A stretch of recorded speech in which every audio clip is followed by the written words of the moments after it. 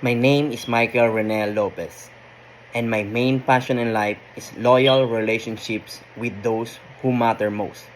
At my core, I am a man driven by connection, real, lasting, and loyal. My greatest passion in life isn't a thing or a title.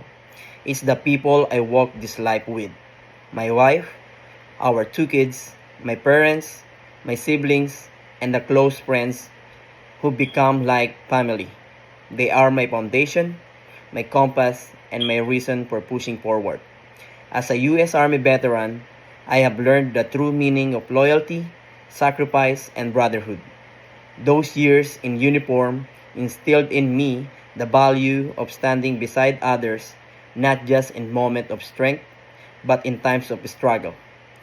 That same commitment guides me now in every relationship I hold dear, whether it's being a dependable husband, a present father, a supportive son and brother, or a friend who shows up no matter what.